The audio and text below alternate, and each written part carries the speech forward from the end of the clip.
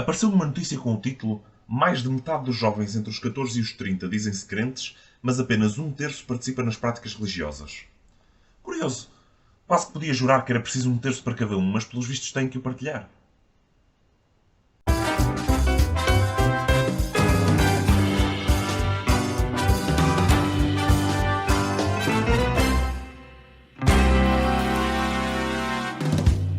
Muito bom sábado, senhoras e senhores que compõem o meu público extremamente diminuto. Como vos correu a última semana?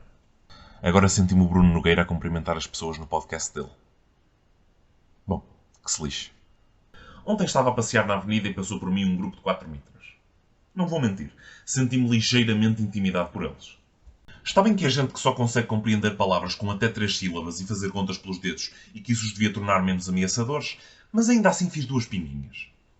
Uns minutos depois passa um grupo de betos e, espanto dos espantos, senti-me igualmente intimidado. Isto pôs-me a refletir e eu acabei por ficar curioso para saber qual dos 2 grupos tem maior potencial para me meter medinho. Porque, por um lado, os mitras roubam carteiras, telemóveis e os corações das jovens raparigas ingênuas que não conseguem perceber que os geeks totós que realmente se esforçam para as impressionar, agradar e ser gentis, até porque não têm muito mais do que se valer no campo da pegação, como dizem os nossos irmãos brasileiros, para além de algum conhecimento geral, cultura pop e o parlapié que destes advém. São melhores que os filhos da mãe dos delinquentes que ouvem funk carioca aos altos berros nos transportes públicos e usam casacos do Chelsea. Está bem que eu estou bem resolvido neste campo. Acho até que não podia estar melhor. Beijocas, Emma. Mas eu tenho que falar e fazer justiça pelos meus irmãos de armas que estão nesta luta. Ainda há esperança, rapazes. Ainda há esperança. Mas por outro lado temos os betinhos que usam pullover, camisinha e fios de miçangas, tentam fazer-nos entrar na juventude partidária do CDS-PP. Por falar nisso, ainda existe o CDS-PP?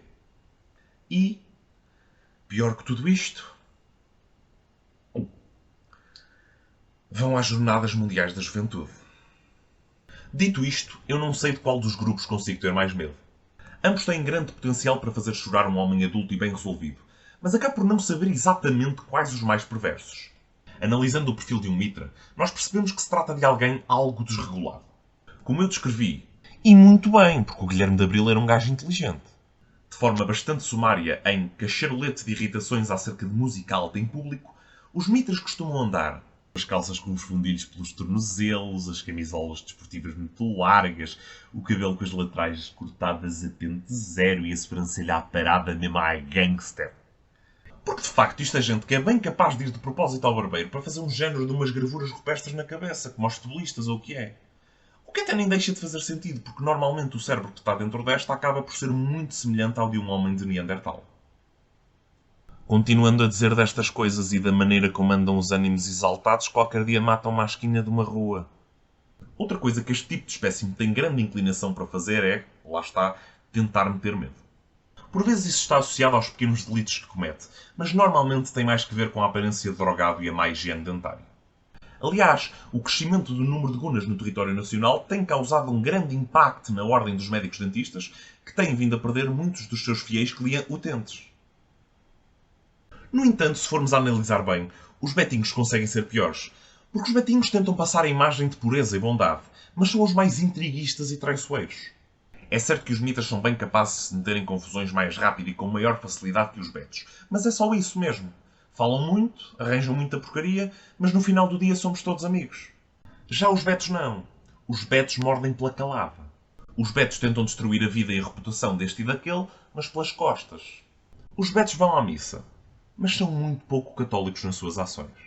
No fundo, o mitra é o carneiro na pele do lobo. E o betinho é o lobo na pele do carneiro. E eu gosto bem mais de carneiros do que de lobos. Então com batatinhas e arroz de forno, que pitel! E pronto, de uma forma geral era isto que tinha para vos transmitir. Sejam felizes, comecem a andar mais com os mitras do que com os betos e até para a semana.